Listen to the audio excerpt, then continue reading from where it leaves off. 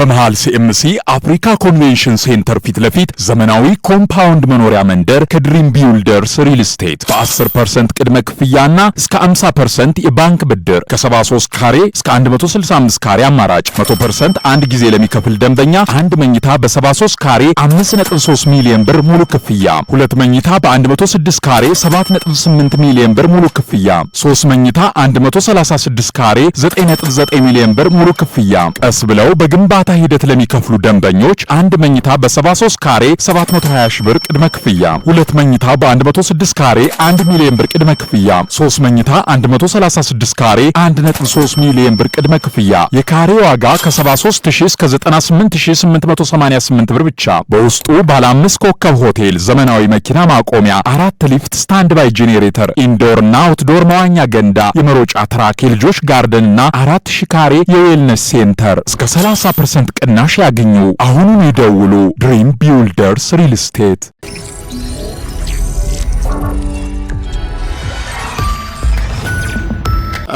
አድማጮቻችን መቼም ፕሬዚደንት ዶናልድ ትራምፕን ለምደናቸዋል እና እየሄዱ ነው የሚናገሩት፣ ቆመው ይናገራሉ። ብዙ መግለጫ በአንድ ጊዜ የተለያየ ቦታ ይሰጣሉ። ስልጣን ላይ ከገቡ ጊዜ ጀምሮ እኔ አላስታውስም ስለ ዶናልድ ትራምፕ ያላነሳንበት ጊዜ። ቻይና ነበሩ ሰሞኑን 3 ቀን ከርሞን የመጡት። ሮብ ዕለት ገቡ፣ አርብ ነው ወደ ሀገራቸው የተመለሱት።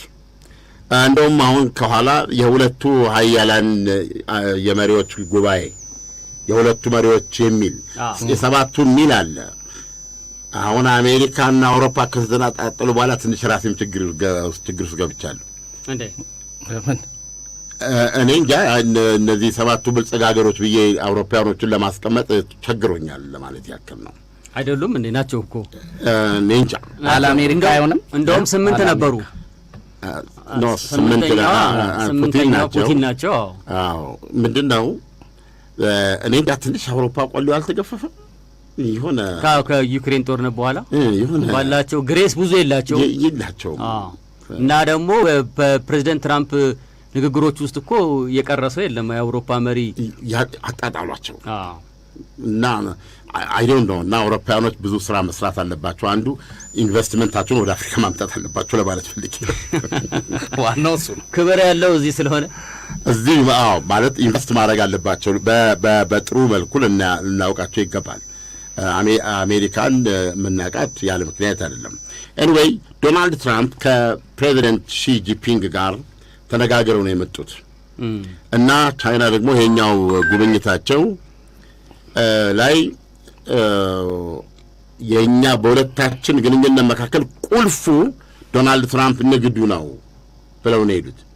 ይሄን አውሮፕላናቸውን ያየ እንደሆነ እኔ ነኝ ያለ ነጋዴ አልቀረም፣ የቀረ የለም። ታጭቀው ነው ሄዱት። ሲደመር እኮ ትሪሊየን ያለፈ ዶላር እዛ ውስጥ ያሉት ባለሀብቶች ሲደመሩ አንድ ኤለን መስክ እኮ ከግማሽ በላይ ደርሷል እኮ የዓለማችን የመጀመሪያው ትሪሊየነር ለመሆን ግማሽ ቢሊየኑን አልፏል። ታዲያስ ሌሎቹን እዛ ላይ ያሉትን ደግሞ ሲደመር የትናይት እነዚህ እንጭ ነው የሄዱትና በእውነት የአውሮፕላን ቻይና እስኪደርስ ረንዶ እግዚአብሔር ይጠብቀው። ብዙ የንግድ እንቅስቃሴ ይስተጓጎላል። ጥቂት የሚመስሉ የራሷን የአሜሪካንን 99% የሚቆጣጠሩ ሁነኞች ስለነበሩ በእውነት በማያገባኝ ከዚህ ሆኜ አደራን ለጸሎትና እንግዲህ ዶናልድ ትራምፕ በዚህ መንገድ ሲሄዱ ምንድነው ቢሊዮን ዶላሮች የሚታፈስባቸው የቢዝነስ አዳዲስ ስምምነቶች ለማድረግ ነው የሄዱት። ቻይናው ፕሬዚደንት ቺን የጠበቋቸው ግን ስግጥጥ ብለው ነው። የምን ንግድ? እርሶ ንግድ ይላሉ። የኛ ጉዳይ ግን እሱ አይደለም። በአሜሪካና በእኛና በእርሶ መካከል ያለው ግንኙነት ምንነት፣ ማንነት፣ ሂደት፣ አንድምታ፣ ውድቀት፣ መነሳት፣ መክሸፍ ኤኒቲንግ የሚወሰነው በአንድ ነገር ላይ ታይዋን ላይ ባለን ታይዋንን በምንይዝበት ሁኔታ ነው። የታይዋን አያያዛችን የተበላሸ እንደሆነ ጌታዬ ንግዱ ምንም የለም እንዱቃጫለን። ቻይናና አሜሪካ ተጋጩ ማለት ምን ማለት መሰለህ? ሌላውን እናንተ ተንትኑ ብለው ነው እንጂ ይቺ ምንድነው እነዚህ አሁን ከጨረቃ የመጡ ዩፎዎች አይደል? ዩፎዎች መኖራቸው እየታወቀ ነው። አርተሚስ 2 በሚባል የሄዱ እኮ ጠፈርተኞች አሉ አይደለም እንዴ? ጨረቃን እንዲሾረው አይቷት የመጡ ዞሮ የመጡ አሉ። አዎ።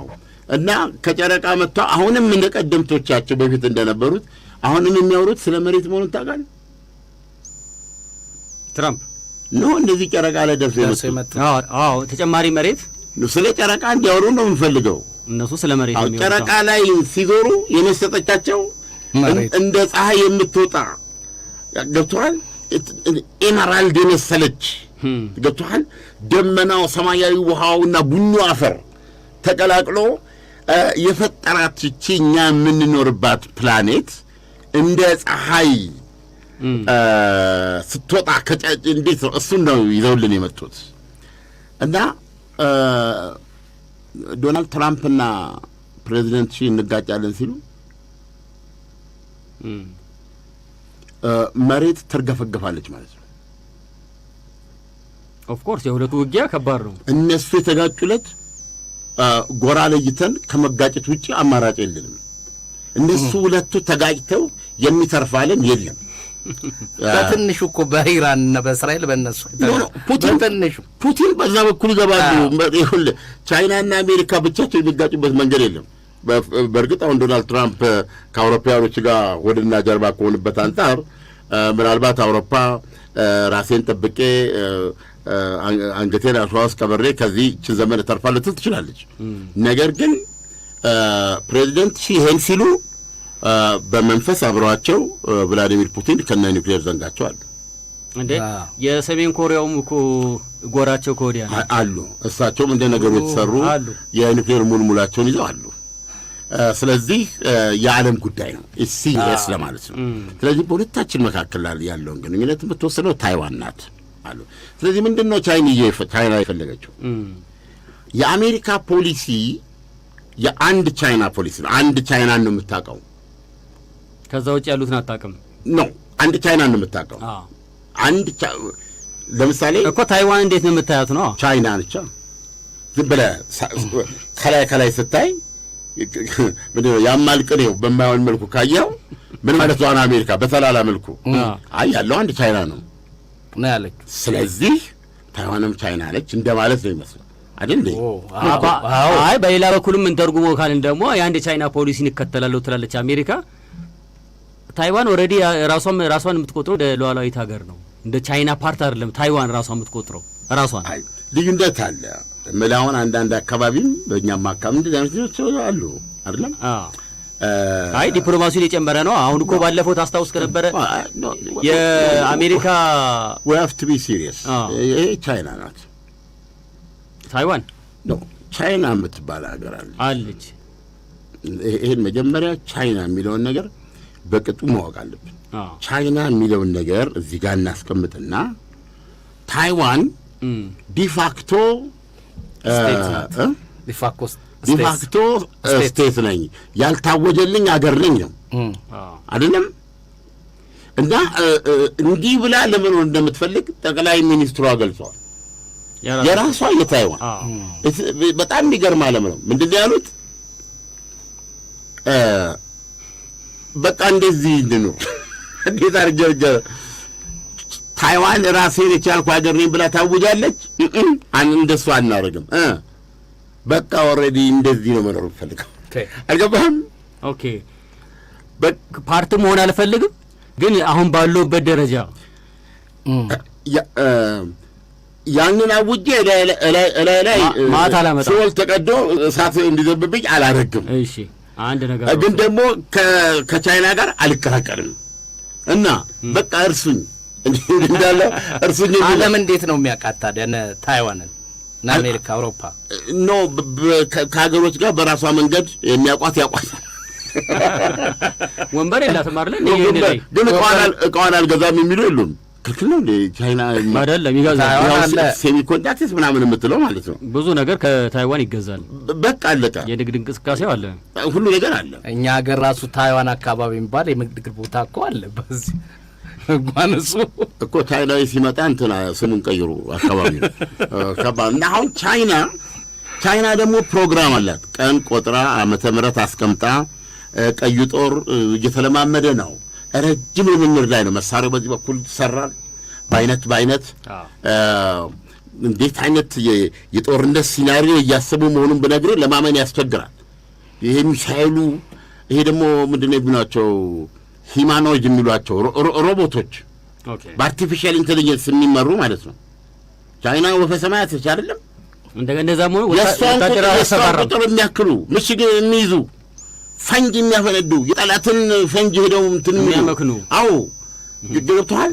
ይሄ እንትኑ ምንድን ነው የጦር እንትን ነው። እኔ አንድ የህንድ ወታደራዊ ኤክስፐርት ሲናገሩ ነው የሰማሁት። እኔ ህንዶች እንዳይቀየሙኝ እግዚአብሔር አይበሉ አሉ። በሁለታችን ማለት ጦርነት አሁን ከህንድ ጋር ውዶና እንዴት አድርገን ሪስፖንድ ማድረግ የዓለማችን ከፍተኛ ፖፑሌሽን የያዙ ሁለት ሀገሮች የቻይናን የሚሊተሪ ዘርፍና በመካከሉ ያለውን ኢንቴግሬሽን ተዋህዶ አስቀምጠው የሆነ አንድ ነገር የፈነዳ ጊዜ እንዴት ያሁሉ የሚለው ነገር ዝብርቅርቅ እንደገና አንወጥ ሰሞኑን እንኳን ፕሬዚዳንት ትራምፕን ሳለንደ ቅድስት ፕሬዚዳንት ትራምፕን ለመቀበል በአደባባይ ላይ ያሉ ወታደሮች የሚያሳዩ ትርኢት ሰው ለደቂቃ አንዱ ትንሽ አይዘገይም እንዴ? እግሩን ሲያነሳው ወይ የሆነ ነገር ሲያደርግ አይኑን ሲያንቀሳቅስ በጣም በሚያስገርም ሁኔታ አይናቸው አንድ አይነት፣ አዟዟራቸው አንድ አይነት፣ እግር የሚነሳው እኩል የሚያርፈው እኩል ነው። ማሽን ነው እንጂ ሰውማ ትንሽ የተወሰነ ነገር መሳሳት አለበት። እንደው ህይወቱም የሚጥመው እንደዚህ ሲሆን ነው። የለም ዲሲፕሊኑ በጣም ነው የሚገርመው። አውሮፕላኑን ዶናልድ ትራምፕ የመጡበትን አውሮፕላን ኤርፎርስ ዋን እና አንደኛው ወታደር ይሄው ሁሉ እየጨዋ ያን የሚያክል ስድስት ፎቅ የሚያክል ከሞተር ድምፁ ሲያለቃ አልዞረም። ገብቶሃል። አንድ የጡረተኛ የእንግሊዝ ጄኔራል ስለ ሁለተኛ ዓለም ጦርነት አይ ዶንት ኖ ዲስካቨሪ ዋቴቨር የሚል ላይ ናየሁት ሲናገሩ ምን ይጠይቃቸዋል ጋዜጠኛው ለእርሶ ስታንዳርድ ወታደር ይፈለግ ቢባል አላቸው በዓለም ላይ እንግዲህ የአሜሪካ ወታደር አለ፣ የራሽያ ወታደር አለ፣ የእንግሊዝ ወታደር አለ እና ይሄ ሁሉ እንግዲህ ትላለ የኢትዮጵያ ወታደር አለ እያልክ ነው የምትሄደው እና ለእርሶ እንደው ወታደር የሚለውን ነገር እንደው ከአዋቶ ስታንዳርድ የሆነ እንደው ማንን ይላሉ ስላቸው አላመነቱም፣ አላስቡም። የጃፓን ወታደር አለ። የጃፓን የጃፓን ወታደር ትእዛዝ ብቻ ነው ይፈልጋል። ከሁለተኛ ራበኝ፣ ጠማኝ፣ ቆረጠኝ፣ ፈልጠኝ የለም። ሂድ በኢንዶኔዥያ በኩል አድርገህ ስታበቃ በእንትን በኩል ገብተህ በምን በማሌዥያ በሰዓት አድርገህ ሮብ እንገናኝ። ሮብ አለ እዛ ይሄዳል። የለም ይሄዳል፣ ወታደር ይሄዳል ተራምዶ እየወረደበት ቦምብ እንደ በረዶ መሞት አለ መዳን ወይ ይኖራል ምርኮ ወታደር ተልኮ ሂድ ነው። አንዳንዴ በጣም የምቀናበት ፕሮፌሽን ውትድርና ለምን እንደሆነ በመጨረሻው ሰዓት ማለት ነው ፖለቲከኞቹ ብለውት እንዲህ ነው ብለውት ሲያበቃ እና ጉዳዩ የፊልድ ጄኔራሎች ጋር ሲደርስ ነገሮች ይቀየራሉ። ይሄ ያልከው ጭትር፣ ይሄ ያልከው ትንተና፣ ይሄ ያልከው ሎጂክ የለም ከዚህ በኋላ ይለዋል ያ ጄኔራሉ። ከጄኔራሉ ደግሞ ኮሎኔሉ አለ፣ ከኮሎኔሉ ሻምበሉ አለ፣ ከሻምበሉ መቶ አለቃው አለ፣ ከመቶ አለቃው 10 አለቃ ያለ ስትርነት መካከል እና እንዲህ ነው ሲባል ወስደህ በአውሮፕላን ወይም በምን ተዘረግበው እንትን አድርጎ ወደ ሚሽን ነው የሚሄደው። ላይፍ አንድ ነገር ናት። በቃ ለአንድ ህይወት ነው አለቀ። ገብቷል። መሞት አለ መዳን ይሲ መሞት አለ መዳን ወይ ይኖራል ምርኮ ወታደር ተልኮ እነዚህ ላይ ታስቡ አክሽን ነው የሚገባውና አንዳንድ ጊዜ ስታይ የሚገርም ፕሮፌሽን ደግሞ እንዲህ እንድንሆን የተፈጠሩ ሚሊዮኖች አሉ። እውነቴን ነው የምነግርህ። ለዚህ የተፈጠሩ አሉ። አዎ ይሄ ሁሉ ብዙ ነገር የሚያስገኘው ነክስ ያሉ የጃፓን ወታደር ማለት በዛ ደረጃ ነው ብለው ታሪካቸውን ሲዘሩ ጃፓን፣ ቻይና እኔ ብዙ ልዩነት የላቸውም። አንድ አይነት አገሮች ናቸው። እንመለስባቸዋለን። በመሃል ሲኤምሲ አፍሪካ ኮንቬንሽን ሴንተር ፊት ለፊት ዘመናዊ ኮምፓውንድ መኖሪያ መንደር ከድሪም ቢውልደርስ ሪል ስቴት በ10% ቅድመ ክፍያና እስከ 50% የባንክ ብድር ከ73 ካሬ እስከ 165 ካሬ አማራጭ 100% አንድ ጊዜ ለሚከፍል ደንበኛ አንድ መኝታ በ73 ካሬ 5.3 ሚሊዮን ብር ሙሉ ክፍያ፣ ሁለት መኝታ በ106 ካሬ 7.8 ሚሊዮን ብር ሙሉ ክፍያ፣ 3 መኝታ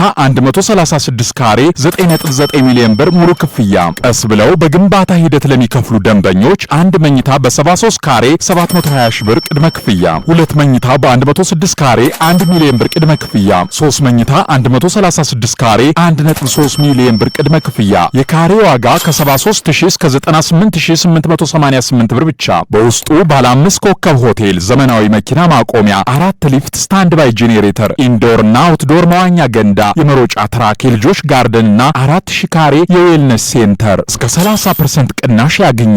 አሁኑን ይደውሉ። ድሪም ቢውልደርስ ሪል ስቴት። አሁን የደረሰን ዜና የእስራኤል መከላከያ ኃይል አይዲኤፍ የሐማስ መሪ ኢዝ አላዲን አልሐዳድ መገደሉን አረጋገጠ። በዚህ የሐማሱ መሪ ጋዛ ውስጥ ማለት ነው እርምጃ የተወሰደ መሆኑ የተገለጸው በትናንትናው ዕለት ነበረ። ነገር ግን ይህንን እስራኤል ማረጋገጥ አልቻለችም ነበረ። ዛሬ ግን የመጨረሻው የኦክቶበር 7 የእስራኤል ላይ የተደረገው ጥቃት ዋነኞቹ ይህን ያቀናበሩ ያቀዱ እና አፈጻጸሙንም ከተከታተሉ ከፍተኛ የሐማስ አመራሮች ውስጥ የመጨረሻው በሕይወት የነበረ ሰው ነው የሚል ነው የወጣው መግለጫ። በጋዛ መስጊዶች የሐማሱን መሪ ስም በመጥቀስ በተለያየ ስነ ስርዓት ሰማዕትነቱን ከፍ አድርጓል የሚል ነው ዜናው። ይሁንና ምንም እንኳ ከፍተኛ ባለስልጣን የሐማስ ባለስልጣን ከግብጽ በይፋ አይደለም በይፋ ሐማስ እንደ ሐማስ መሪው መገደሉን እስካሁን ድረስ አላረጋገጠም። ኮንፈርምድ አይደለም ኖ መገደሉ እስራኤል አረጋግጣለች። እነዚህ እንቅስቃሴዎች እንዳሉ ይታወቃል። ሌላም የሐማስ ባለስልጣን ይህንን የሚያረጋግጥ ነገር ብሏል። ለምሳሌ ለዚህ አልያዝነውም ብዬ ነው እንጂ ዜናው። ነገር ግን ሐማስ እንደ ድርጅት መግለጫ አልሰጠበትም እኮ የሰዓታት ጉዳይ ካልሆነ በስተቀር ብዙ ጊዜ ያለን ልምድ ምንድነው እስራኤል የገደለቻቸውን ይፋ ስታረግ ኮንፈርምድ ከሆነ ከሐማስ በኩል መግለጫ ይወጣባል። ቆይቶ አላቸው። አሁን ግን ይሄን ኢሚዲየትሊ ነው እየሰማን ያለ ነው። ይሄ እንግዲህ የጋዛ ሁኔታ ነው። ሌላ ጊዜ በሌላ ሰዓት ልናነሳው የምንችል ነው። የዛሬው ጉዳያችን የታይዋን ጉዳይ ነው።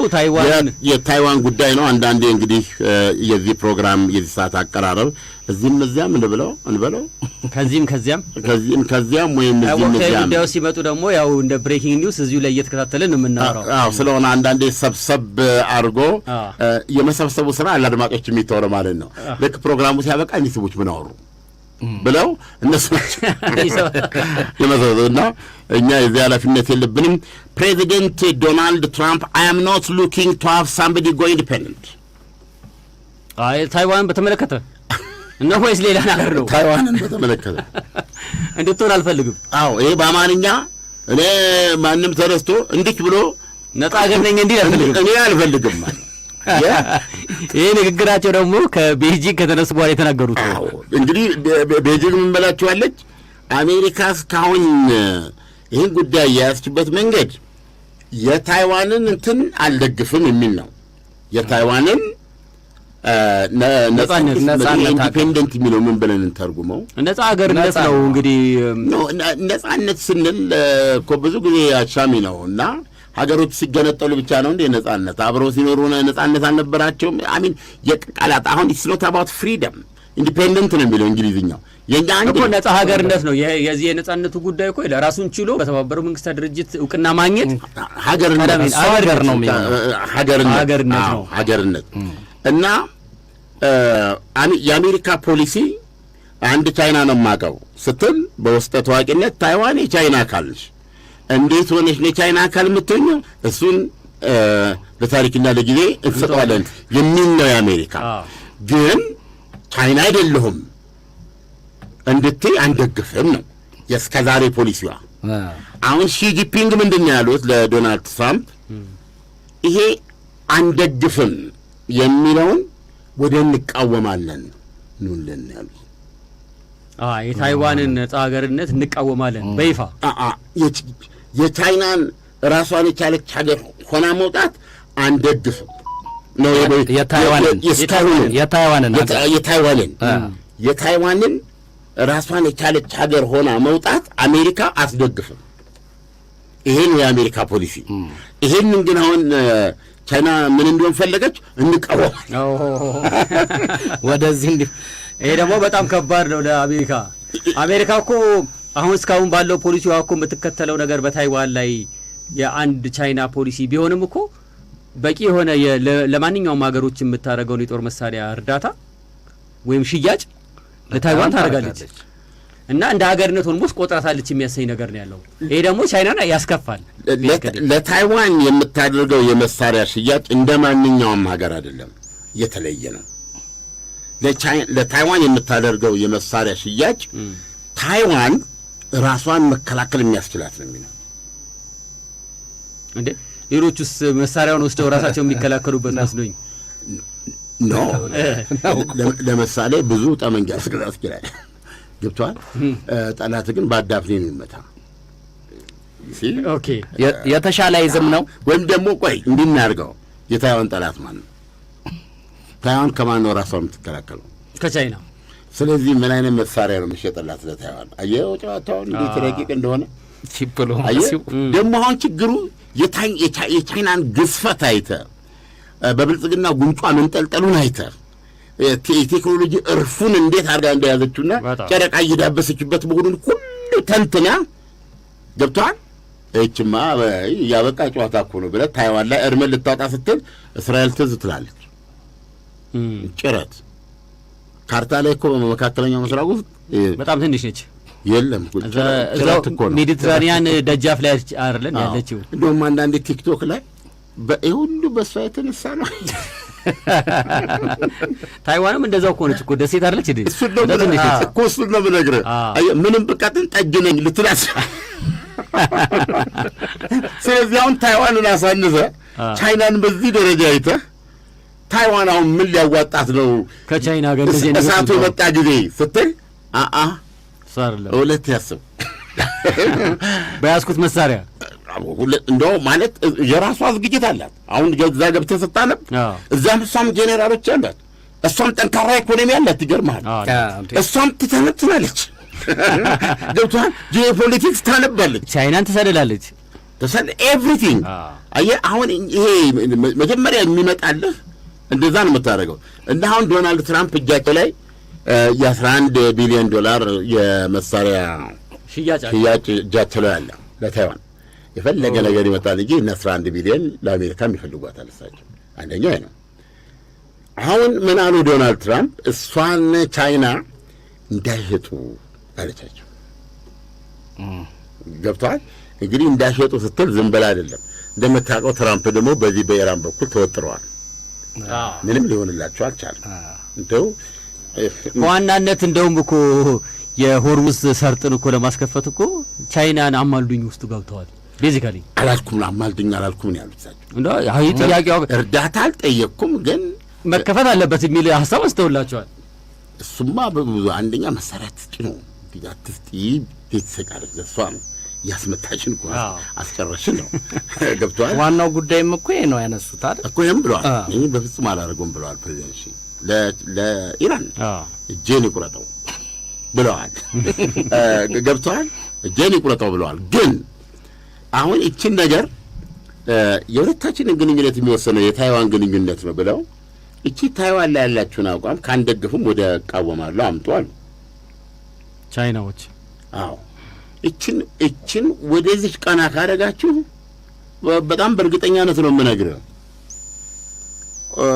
ይሄን አሁን ዶናልድ ትራምፕ በይፋ ቢያደርጉት ስልክ አንስተው ነው ኢራን ውጪ እንትኑን ከፋች ምድር ሆርሙዝን በቃ እንደዛ ቀጥተኛ ነው።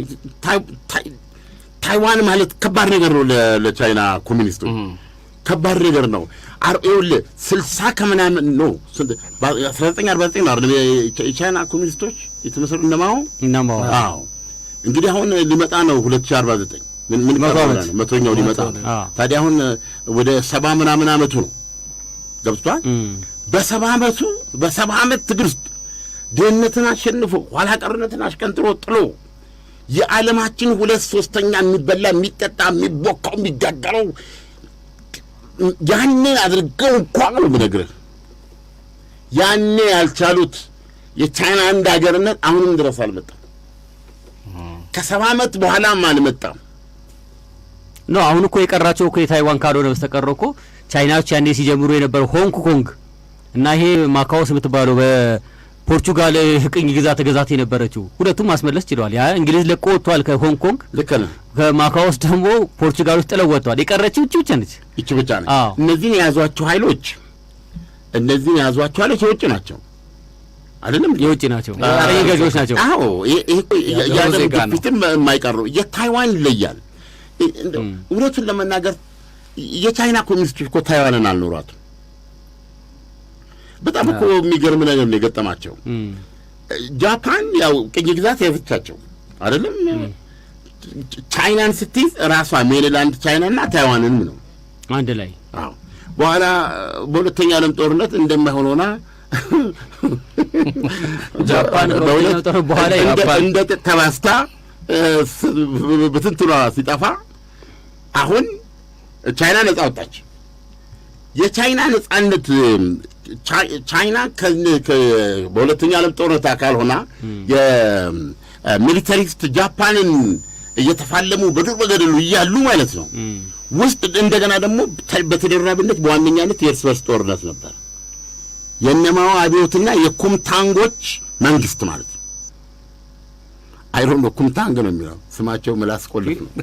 ፊውዳሎች ናቸው እኮ ፊውዳሎች ናቸው እና በአሜሪካ ይደገፋሉ እነሱ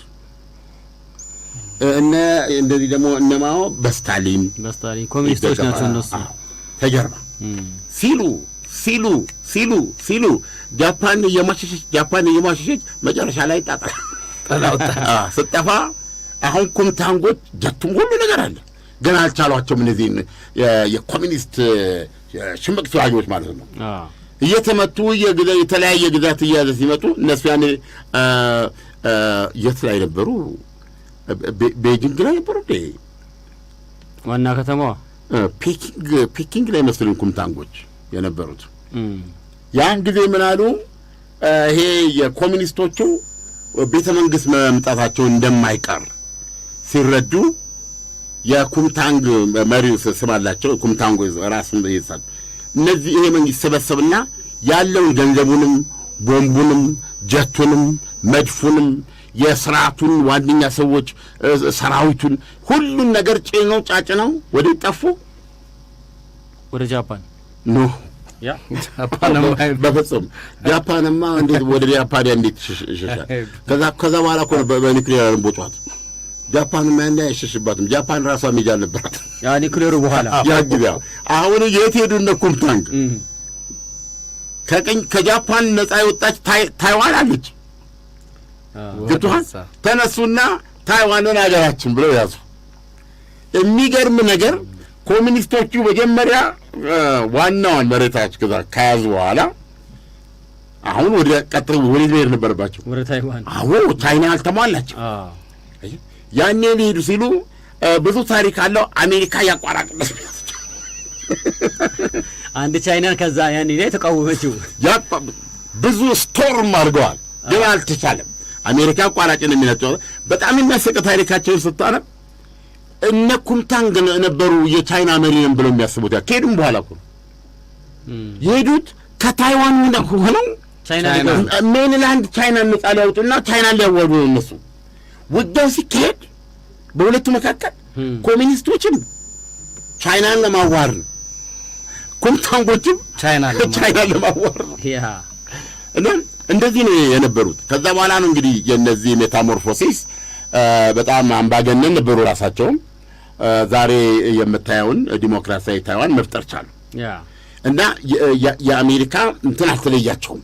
የአሜሪካ ዲፕሎማሲያዊ የአሜሪካ ወታደራዊ ድጋፍ አልተለያቸውም። ዓለም እኮ ለተወሰነ ጊዜ በተባበሩት መንግስታት ድርጅት ቻይና የምትወከለው እኮ በታይዋን ነበር ያኔ። ትልቋ ቻይና ወፈ ሰማያት ህዝቧ አሜሪካ አንዱ ይቀር ይመለሽ በእውነት ነፍስ አባት ያስፈልጋል ራሷ ይገርማል።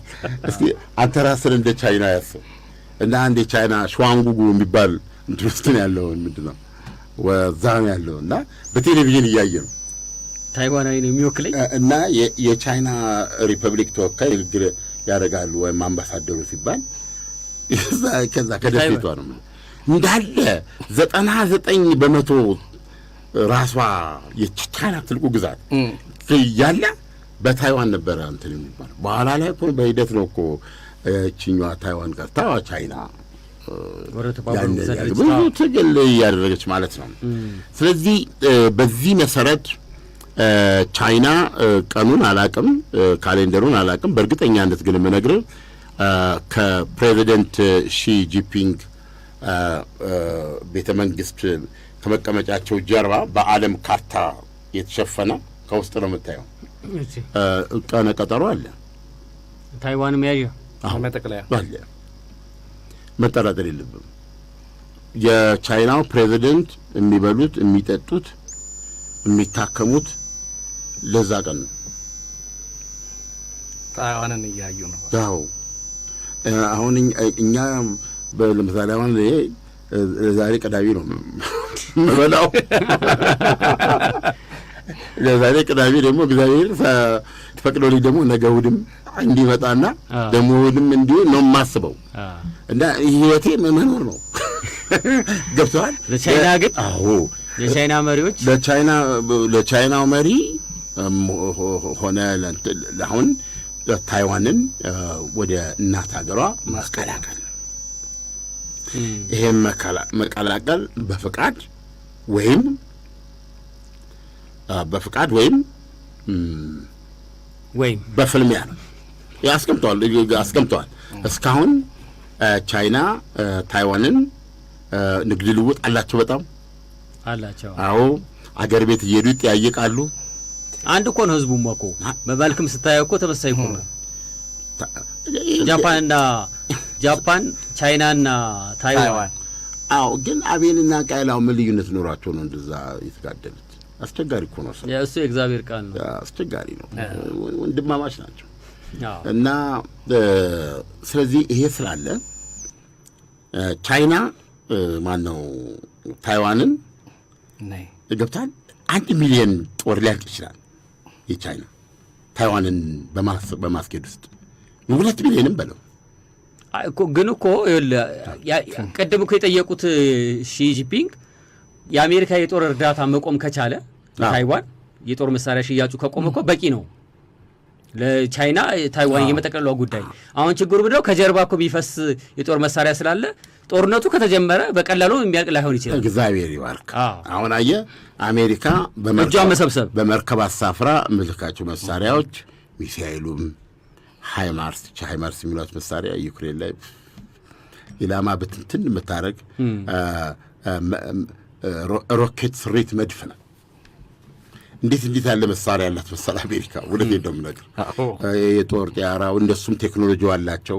የጦር መርከቡ አይነት ነገር አችልም ሁሉ ነገር አላቸው።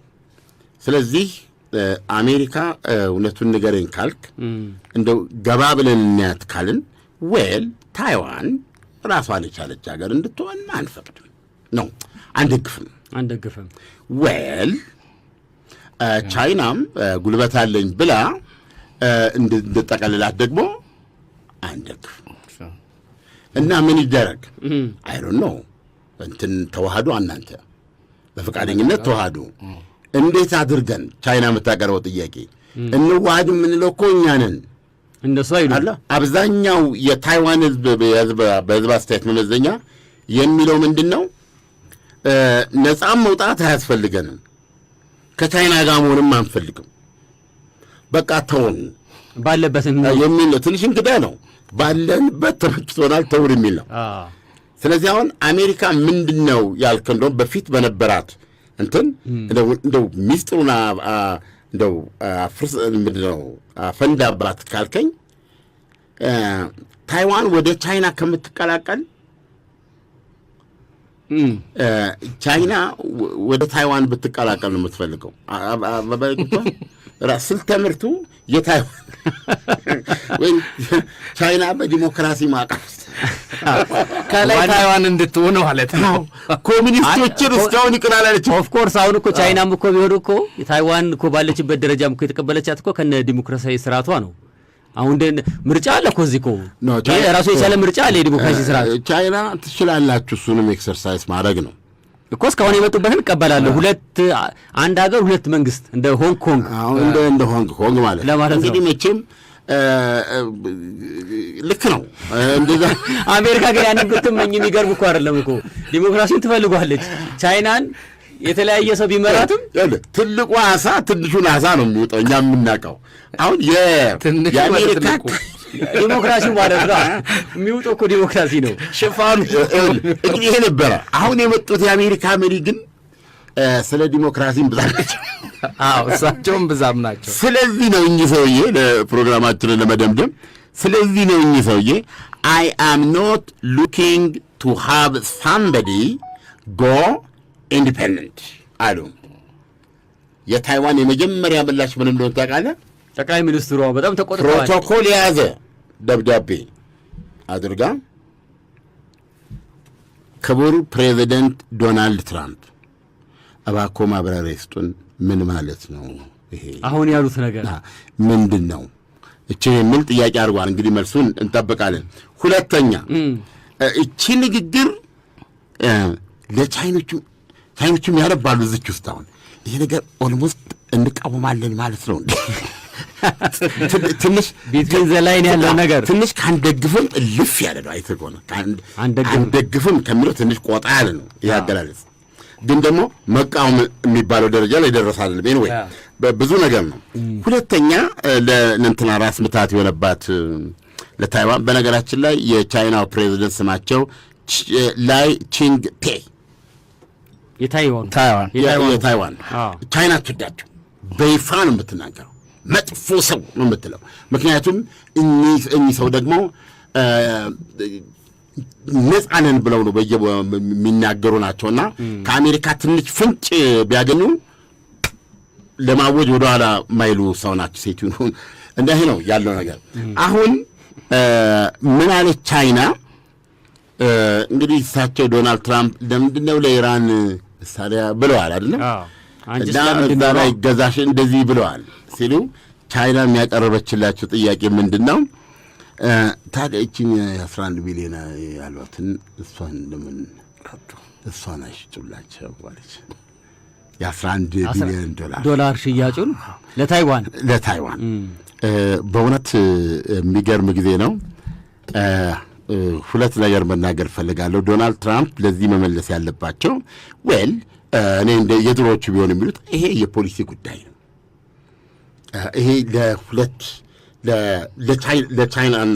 ለቻይናና ለአሜሪካ ለሚተዋል ይሄ የሚያነጋገርን ቶፒክም ማለት ነው።